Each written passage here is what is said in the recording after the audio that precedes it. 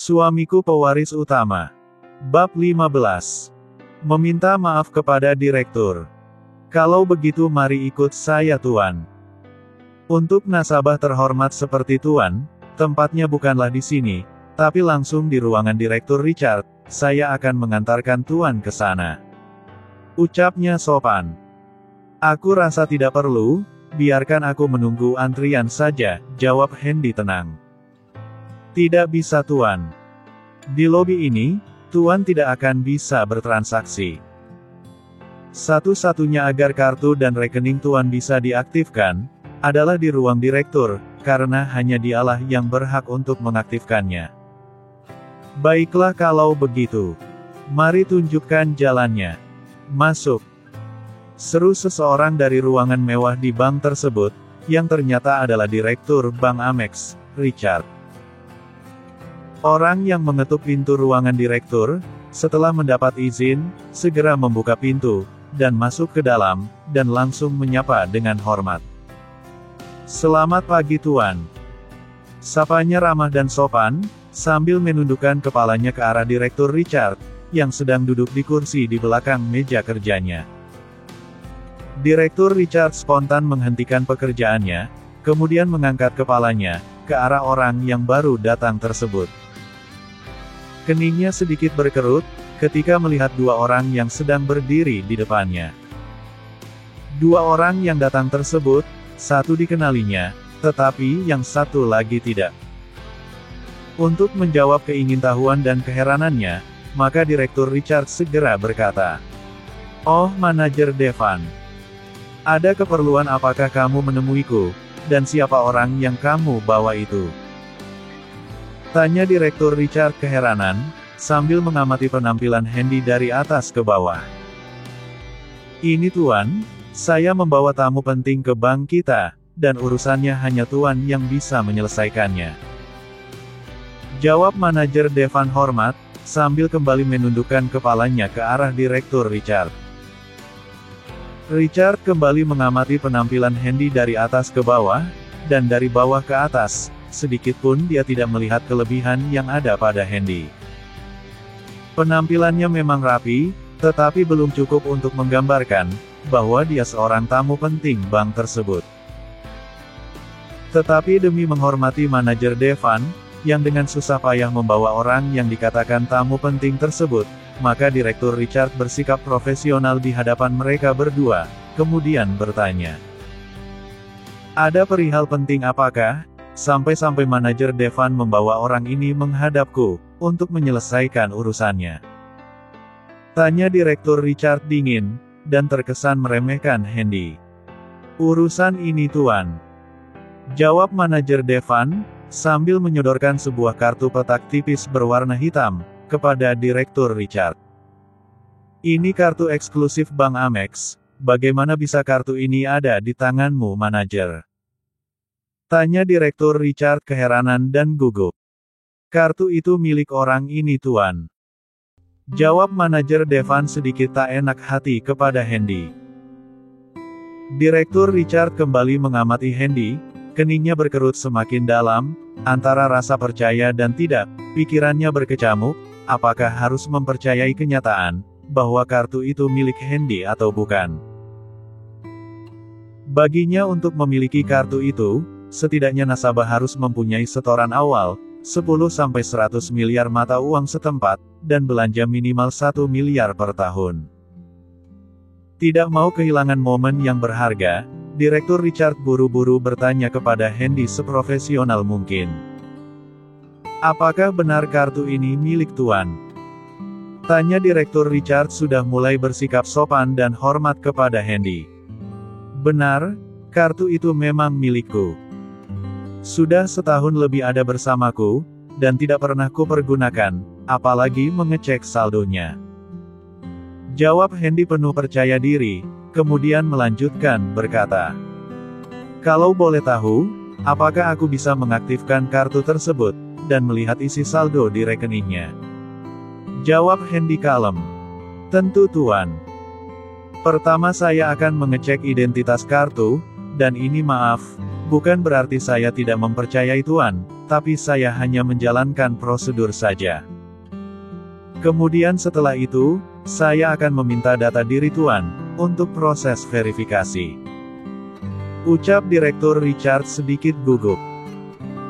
Setelah selesai menjelaskan prosedur untuk mengaktifkan kartu eksklusif tersebut, Direktur Richard segera memerintahkan kepada manajer Devan, untuk mengambil mesin pembaca kartu di dalam brankas miliknya. Tak lama kemudian, mesin pembaca kartu tersebut datang, dan diletakkan di atas mejanya. Saat itu juga, dia memasukkan kartu hitam Handy, ke dalam mesin pembaca kartu tersebut. Dan terdengar bunyi, beep, pertanda kartu hitam itu terbaca olehnya. Mesin pembaca kartu itu mengeluarkan indikator berwarna hijau, pertanda meminta verifikasi dari bank tersebut pula. Direktur Richard segera memverifikasi kartu hitam milik Handy, kemudian menyodorkan mesin pembaca kartu kepada Handy, untuk memasukkan password atau kata sandinya.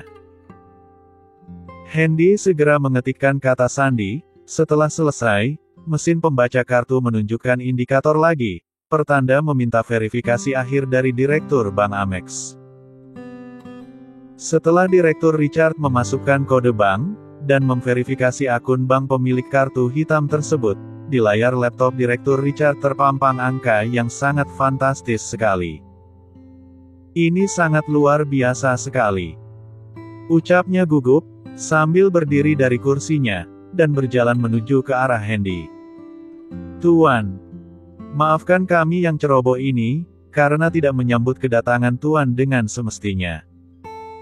Ucapnya sambil sedikit membungkukkan badannya ke arah Handy. Bangunlah Direktur. Tidak perlu seperti itu. Kata Handy tidak enak hati, kemudian melanjutkan berkata. Apakah kartu hitamku itu masih berfungsi dan aktif? Tanya Handy sekedar memastikan. Masih Tuan, bahkan sudah aktif sejak lama. Bank Amex cabang ini, hanya memverifikasi ulang akun bank Tuan. Jawab Richard sesopan mungkin. Bisakah Anda sebutkan jumlah saldonya? Pinta Handy kepada Direktur Richard. Bisa Tuan, dan bahkan itu wajib, karena Tuan harus mengetahui, berapa saldo yang ada di rekening Tuan saat ini. Jawab Richard buru-buru, kemudian berjalan ke arah kursinya, untuk mengambil laptop yang ada di meja kerjanya. Manajer Devan yang sejak tadi hanya diam saja, sempat melihat jumlah saldo yang ada di rekening tabungan Handy. Setelah itu, mulutnya menjadi kaku dan lututnya gemetar. Dia tidak percaya, seseorang yang berpenampilan sederhana, walaupun rapi tersebut, adalah pemilik saldo yang teramat sangat banyak itu. Apa yang dilihatnya dalam laptop tersebut, sudah tidak wajar lagi, dan bukan dalam mata uang setempat pula, tapi dalam bentuk US dollar, yang jumlahnya sangat banyak sekali. Apa yang dilihat oleh Direktur Richard dan manajer Devan sama, yaitu jumlah saldo tabungan Handy yang tertera sebesar 130 miliar US dollar, suatu jumlah yang sangat fantastis sekali. Mari Tuan, inilah jumlah saldo Tuan yang ada saat ini. Ucap Direktur Richard terkesan hati-hati. Lumayan banyak. Ujar Handy lirih, tapi ucapannya sempat didengar oleh Direktur Richard dan manajer Leo. Mulut mereka menganga dan terbuka lebar, melongo, karena terkejut. Jumlah uang sebanyak itu, cuma dikatakan lumayan, kalau dalam mata uang lokal mungkin masih bisa diterima oleh akal, tapi ini mata uang asing, US dollar, dan jumlahnya pun tidak tanggung-tanggung untuk ukuran saldo rekening pribadi. Tapi mereka tidak berani untuk berkomentar apapun, mereka hanya diam sambil menautkan tangan kiri dan kanannya, serta meletakkannya di perut persis seperti orang yang baru habis dimarahi. Direktur Richard dan manajer Devan, terima kasih atas pelayanannya. Kalau begitu saya undur diri. Ucap Handy kalem. Tuan, ini kartu saya. Kalau Tuan memerlukan bantuan saya, kapanpun dan dimanapun, saya akan datang demi Tuan. Ucap Direktur Richard sambil membungkuk. Dan ini kartu saya Tuan, saya juga siap kapan saja, jika Tuan memerlukan bantuan kami. Sambung manajer Devan tidak mau kalah dengan direkturnya. Sejenak Hendy tercekat, ketika dua orang petinggi Bank Amex menyodorkan kartu identitasnya sekaligus. Demi untuk tidak mengecewakan kedua petinggi bank, dengan berat hati, Hendy mengambil kartu pengenal mereka. Dia berpikir, mungkin pada satu saat nanti, bantuan dari kedua petinggi tersebut akan dibutuhkannya. Singkat cerita, Hendy saat ini telah berada di depan pintu masuk bank tersebut. Dia diantar oleh Direktur Richard dan manajer Devan langsung, dan dia juga yang membukakan pintu untuk Hendy. Ketika mereka bertiga keluar dari dalam bank, keempat satpam yang sedari tadi bersikap arogan terhadap Hendy, langsung menundukkan kepalanya dalam-dalam. Mereka tidak menyangka, bahwa orang yang tadi diprovokasinya, adalah nasabah penting bank tempat mereka bekerja. Menyadari bahaya yang bisa muncul kapan saja, serentak mereka menjatuhkan diri, dan berlutut di depan Hendy sambil menangis. Direktur Richard yang melihat kejadian tersebut, tentu saja menjadi heran dan tidak mengerti, kenapa keempat orang satpam yang terkenal tegas dan kuat, berlutut sambil menangis di depan Hendy. Tuan, mohon maafkan kesalahan kami telah bersikap tidak sopan kepada Tuan sedari tadi. Kami mengaku salah, tapi mohon, jangan pecat kami Tuan. Rengek mereka berempat sambil menangis. Kesalahan apa yang telah kalian perbuat terhadap Tuan ini? Tanya Direktur Richard penasaran dan terkesan marah. Kami mengaku salah Direktur. Kami telah menganggap remeh nasabah yang sangat penting ini. Jawab Komandan Satpam takut-takut, sejenak mengambil nafas untuk menenangkan diri, lalu melanjutkan perkataannya. Semula kami hanya berniat menghalanginya untuk masuk ke dalam, karena penampilannya yang tidak menggambarkan seorang nasabah penting. Sambung Komandan Satpam ragu-ragu, karena telah berkata jujur dan apa adanya. Penting atau tidaknya seseorang, apabila dia nasabah bank ini, maka kalian wajib menghormatinya, dan kalian tidak berhak untuk melarang siapapun masuk ke dalam bank ini, sepanjang mereka tidak melakukan hal-hal yang tidak melanggar aturan. Sanggah Direktur Richard geram. Kami mengaku salah Tuan, dan kami pantas dihukum, tapi kami mohon, ampunilah kesalahan kami kali ini. Ucap salah seorang satpam masih dalam posisi berlutut, kemudian teman mereka yang lain menyambung perkataannya. Kedepannya kami berjanji, bahwa kami tidak akan melakukan hal bodoh seperti itu lagi. Jadi mohon kemurahan hati Tuan kali ini. Karena kami benar-benar menyesal, rengek Komandan Satpam, sambil menempelkan keningnya di lantai, beralaskan punggung telapak tangannya. Manajer Leo yang melihat kejadian itu, tidak sedikit pun tersentuh hatinya, dia malah dengan garang berkata, "Kalian memang manusia yang tidak punya akhlak, percuma kalian dididik untuk menjadi satpam di tempat ini, tapi kelakuan kalian tidak menggambarkan seorang manusia yang berbudi luhur." Ucap manajer Leo geram. Keempat satpam tersebut terdiam, tidak bisa menjawab apapun, karena mereka menyadari, bahwa mereka tadi memang telah bertindak di luar batas kewajaran, dan melewati kewenangan mereka sebagai anggota pengamanan bank tersebut. Direktur Richard tampil ke depan, dan berkata dengan garang, "Kalian sudah tidak pantas lagi berada di bank ini, sebaiknya kalian pergi, aku tidak mau melihat kalian ada di sini lagi." Ucapnya meradang. "Maafkan kami Direktur. Kami berjanji, bahwa kami tidak akan mengulangi perbuatan tidak terpuji seperti itu lagi." Ucap Komandan Satpam menyesali perbuatannya. "Jika kedepannya kami melakukan hal buruk lagi, maka kami siap untuk dihukum, jadi mohon maafkan kami Tuan Direktur dan Tuan yang terhormat." Pinta mereka kepada Direktur Richard terutama kepada Hendy bersamaan. Direktur Richard mengarahkan pandangannya ke arah Hendy, menunggu keputusan apa yang akan diambilnya. Hendy yang ditatap pun paham, kemudian dia berkata, "Kali ini, aku memberi kesempatan kepada kalian, untuk tetap bekerja di bank ini, tapi jika ada laporan buruk yang kudengar tentang kalian, dan masih tetap merendahkan orang lain, serta mempersulit calon nasabah untuk masuk ke bank ini, maka dengan tanganku sendiri, aku akan menghabisi kalian semua." Ancam Hendy dengan aura yang menakutkan. "Terima kasih Tuan, kami berjanji, bahwa kami tidak akan mengulangi perbuatan itu lagi," jawab mereka serempak, sambil kembali menempelkan keningnya di lantai. Direktur Richard dan manajer Leo. "Aku sudah memaafkan kesalahan mereka, tapi sesuai dengan janjiku tadi, apabila mereka suatu saat nanti ketahuan mengulangi perbuatannya, maka aku tidak akan segan-segan untuk menghukum mereka berempat, termasuk kalian berdua," ucap Hendy dengan suara sedikit keras, kemudian kembali berkata, "Percayalah, tidak sulit bagiku untuk menukar atau mengganti pimpinan di bank ini kapan saja," ucap Hendy dingin. "Baiklah kalau begitu Tuan. Kedepannya kami akan mendidik mereka, agar bersikap lebih sopan kepada nasabah," jawab Direktur Richard gemetar. Dia bersikap demikian, karena menyadari posisinya saat ini.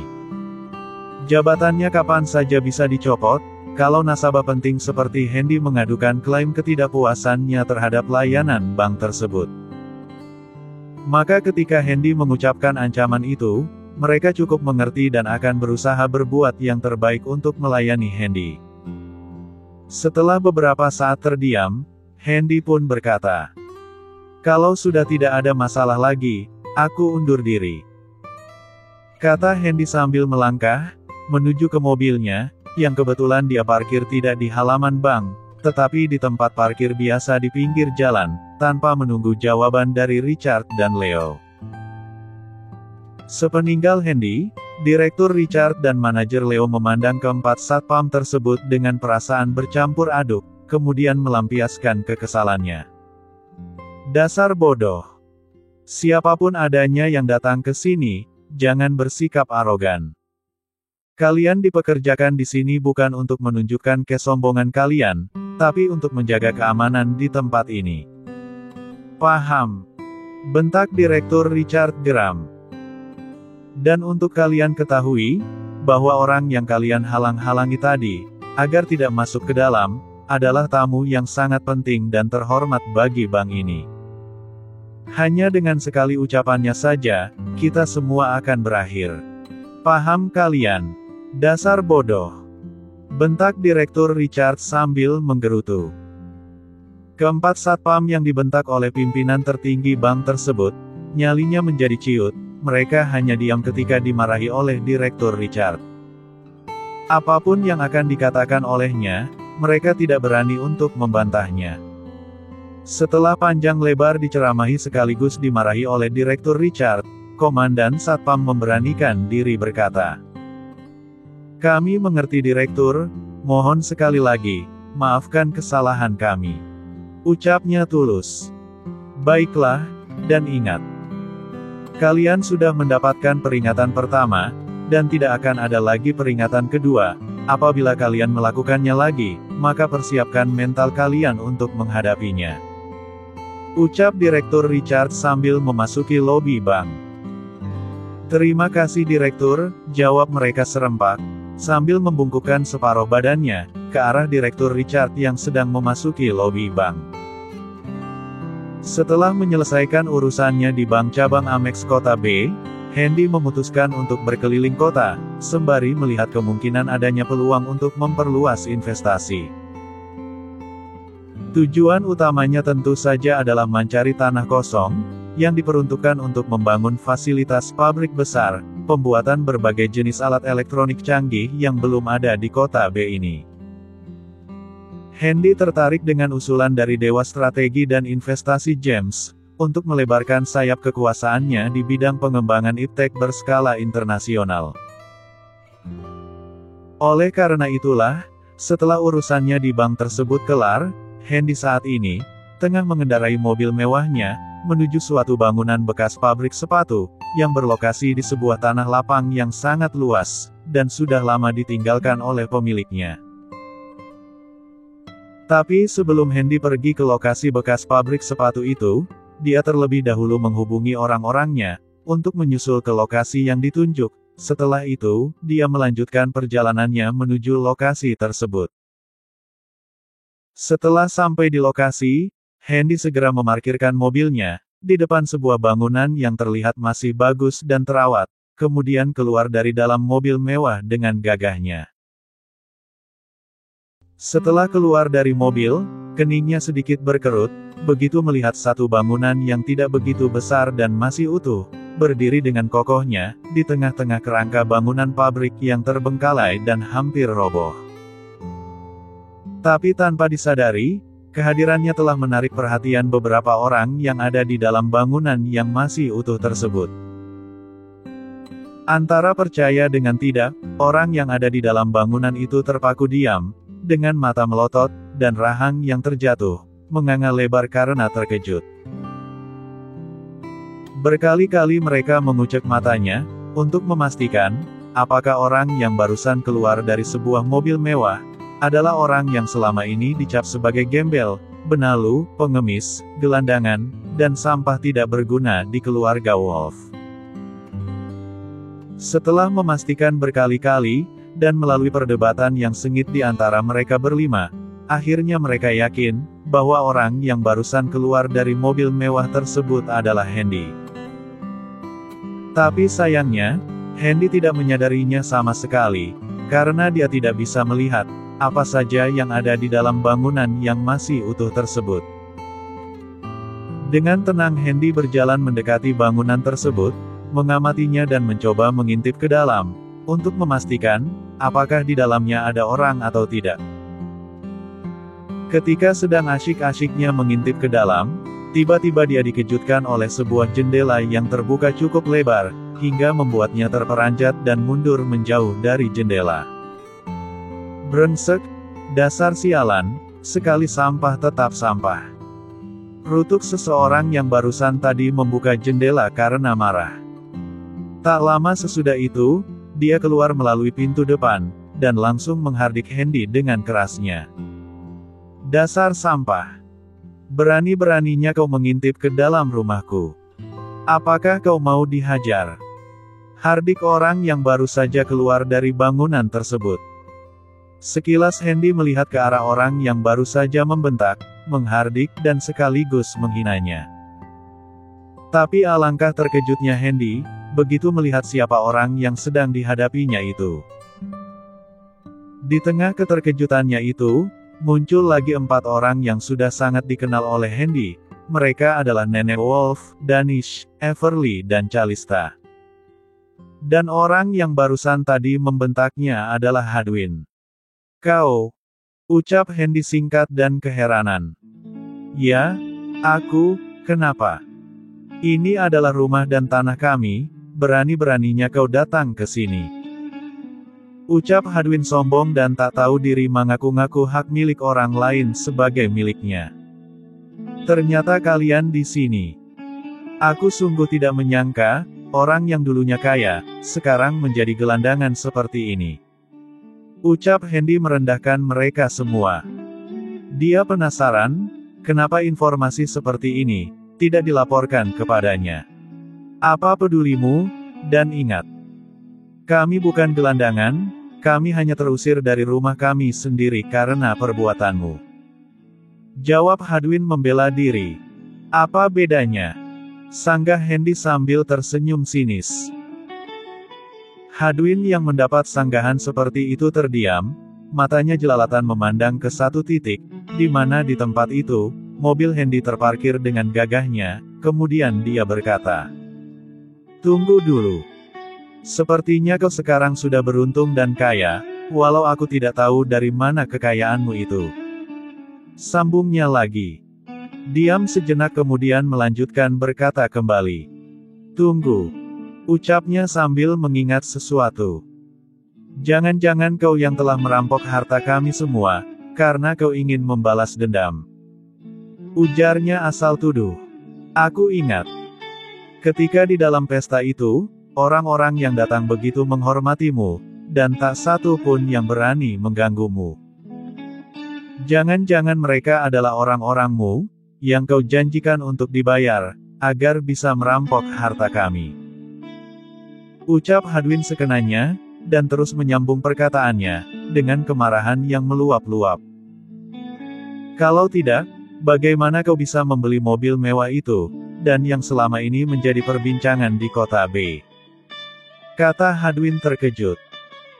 Begitu juga yang lain, walaupun mereka tadi sudah melihatnya, tapi sekarang baru sadar kembali, bahwa Hendy adalah pemilik mobil itu. Aku ada ide. Sambung sebuah suara yang tiba-tiba menengahi pertengkaran Hendy dan Hadwin. Karena kau sudah pernah menjadi menantu di keluargaku, dan selama itu menumpang hidup dan makan di rumahku, maka kau harus mengganti apa yang telah kau makan dan tumpangi itu. Ucap Nenek Wolf senang. Tidak berhenti di situ saja, dia kembali mengucapkan kata-kata licik kepada Hendy. Serahkan mobil, kunci dan surat-suratnya kepadaku. Lumayan bisa dijual, dan uangnya bisa aku pergunakan untuk belanja, membeli rumah dan lain sebagainya. Sambung Nenek Wolf semakin senang. Hadwin yang otaknya yang kotor, dan hati yang penuh dengan kedengkian, menyetujui apa yang nenek mertuanya ucapkan tadi. Dengan kegembiraan yang meluap-luap dia pun berkata, "Benar itu Nek. Si sampah itu walaupun sekarang nasibnya sudah berubah, tapi dia tetap saja berhutang dengan keluarga kita. Karena dia berhutang, maka dia wajib membayar hutangnya, dengan cara menyerahkan mobil mewah itu kepada kita. Kalau dia menolak, aku akan patahkan tangannya." Ucap Hadwin dengan sombong. Dia lupa siapa Hendy yang sesungguhnya. Everly yang dari tadi masih diam saja, ikut-ikutan memberi dukungan kepada ibu mertuanya dengan tersenyum. Aku setuju Bu, jika si sampah itu, harus mengembalikan apa yang telah dia makan, dan membayar sewa selama setahun tinggal di rumah ibu. Ucapnya mulai menjilat. Danis yang biasanya hanya diam saja, kali ini dia benar-benar mati kutu, tidak bisa berkomentar apapun, tetapi tiba-tiba perutnya disikut oleh istrinya, agar ikut berkomentar, maka mau tidak mau dia pun berkata, "Kami sebenarnya tidak tahu bagaimana kau bisa memiliki mobil itu, padahal selama ini, kau dikenal sebagai gelandangan, pengangguran, pecundang, dan sampah yang tidak berguna. Tapi hari ini, dengan mata kepala kami sendiri, kami melihat, kau mengendarai mobil mewah itu, dan kami tidak tahu apa maksud kedatanganmu ke sini. Untuk menghargai dan menghormati nenek mertuamu itu, maka serahkan mobil itu kepada nenek, jika tidak." Ucap Danish menggantung. Hendy yang mendengar kata-kata tersebut, tersenyum sinis, kemudian dia berkata, "Sekarang aku baru tahu, ternyata ada gelandangan mantan orang kaya, yang masih tetap saja serakah, walaupun sudah jatuh miskin." Ucap Hendy memprovokasi mereka, lalu melanjutkan berkata, "Aku ingin lihat, sampai di mana kekuatan kalian untuk merebut mobil mewahku itu." Tambah Hendy lagi. "Dan satu hal yang perlu kalian ketahui, kalian tidak perlu repot-repot mencari tahu, bagaimana aku bisa bangkit dari keterpurukanku, setelah kalian usir dari rumah itu." Ucapnya sambil menahan marah. Sekali Hendy tetaplah Hendy. Apapun yang diucapkannya, akan tetap dilaksanakan, walau sesulit apapun. Ucapnya mantap dan tidak kenal takut. Hadwin yang mendengar ucapan tersebut, emosinya menjadi naik, begitu juga dengan yang lain. Dengan geram dia berkata, "Beraninya kau, berkata seperti itu di hadapan nenek." Ucapnya masih dengan sikap sombong, sambil mengarahkan jari telunjuknya ke arah Hendy. Hendy yang menjadi sasaran tunjuk itu, dengan tenang berkata, "Dan kau pengantin malang, sudahlah hartamu habis disita, ditangkap oleh pihak berwajib pula, kemudian digelandang dari tempat pesta seperti penjahat besar. Hari ini masih bisa berkoar-koar ingin mengancamku. Jangan mimpi kau, ucap Hendy merendahkan Hadwin. Kau enak-enak duduk di sini, setelah berhasil melarikan diri, dan bersikap egois, meninggalkan Jadira sendirian di penjara. Sungguh kau manusia naif, dan benar-benar tidak berguna. Ucap Hendy menghina. Kurang ajar kau. Ucapnya marah, sambil berlari ke arah Hendy dan melesatkan pukulannya ke wajah Hendy. Tapi, plak, bok, ark, teriak Hadwin kesakitan, dengan tubuh terdorong mundur beberapa langkah ke belakang. Mulutnya mengeluarkan darah, akibat ditampar oleh Hendy. Badannya sedikit membungkuk, karena merasakan sakit yang teramat sangat di perutnya, akibat terkena tendangan yang cukup kuat dari Hendy. Calista yang melihat kejadian itu menjadi emosi, dan berteriak marah dengan memaki Hendy, tanpa memikirkan lagi perasaannya. Dasar binatang kau. Anjing saja kalau dikasih makan, akan tetap setia kepada tuannya, tapi kau lebih hina daripada anjing itu. Teriak Calista benar-benar marah. Benar. Kau itu lebih hina daripada anjing. Percuma selama ini kami memberi kau makan dan tumpangan, ternyata kau adalah binatang yang tidak bisa membalas budi. Sambung Everly juga emosi. Hendy yang dihina habis-habisan oleh mantan keluarganya, menjadi sangat marah, ingin rasanya dia merobek mulut kedua perempuan tersebut, tapi pantang baginya untuk menjatuhkan tangan kepada perempuan, kalau tidak terpaksa.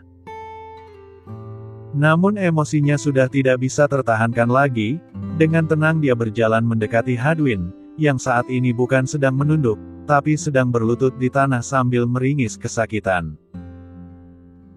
Hadwin tidak menyadari kedatangan Hendy, tiba-tiba saja dia merasakan kerah baju bagian belakangnya, ditarik oleh Hendy dengan keras, sehingga wajahnya mendongak ke atas mengarah kepada Hendy. Sementara dia memfokuskan diri, untuk melihat siapa yang telah berbuat seperti itu kepadanya, tiba-tiba tamparan yang sangat kuat menimpa wajahnya, sehingga membuat dia terjatuh dan berguling-guling di tanah. Tak cukup sampai di situ, Hendy kembali menyiksa Hadwin, dengan menendang perutnya kuat-kuat, hingga menambah penderitaan Hadwin semakin menjadi. Nenek Wolf dan Danish tidak bisa berbuat apa-apa, apalagi Everly dan Calista. Mereka sudah tahu akan kekuatan Hendy, kalau mereka maju membantu Hadwin, maka mereka juga akan disiksa oleh Hendy dengan sadisnya. Dengan mata kepala sendiri, mereka menyaksikan, bagaimana Hendy dengan tega dan tanpa belas kasihan, menganiaya Hadwin yang tubuhnya sudah terluka, sempoyongan dan kesakitan itu. Tamparan dan tendangan Hendy yang cukup kuat tadi, sukses membuat tubuh Hadwin terbang menjauh, dengan luka yang semakin parah. Darah segar masih tetap keluar dari mulutnya yang bengkak, dua giginya tercabut dengan paksa akibat tamparan kuat itu. Setelah selesai menyiksa Hadwin, Hendy mengalihkan pandangannya ke arah mereka berempat, hingga membuat tubuh mereka gemetaran, lutut kaku, seperti tidak bisa digerakkan lagi. Seperti tadi, dengan tenang dan mulut menyeringai, seperti psikopat, Hendy melangkah mendekati mereka berempat. Setelah dekat, dia menatap keempatnya dengan tatapan mata yang mengancam. Nenek Wolf, Danish, Everly dan Calista semakin ketakutan, tubuh keempatnya tidak mampu digerakkan, akibat aura kemarahan yang dipancarkan oleh mata Hendy. Sekitar 1 menit hal itu berlangsung, Hendy masih tetap tidak bersuara. Dia hanya menatap mereka berempat dengan tatapan kebencian yang sangat dalam. Tidak tahan mendapat tatapan yang mematikan itu, Calista memberanikan diri berkata, "Mau apa kau?" Teriaknya kuat dan takut-takut. Bersambung.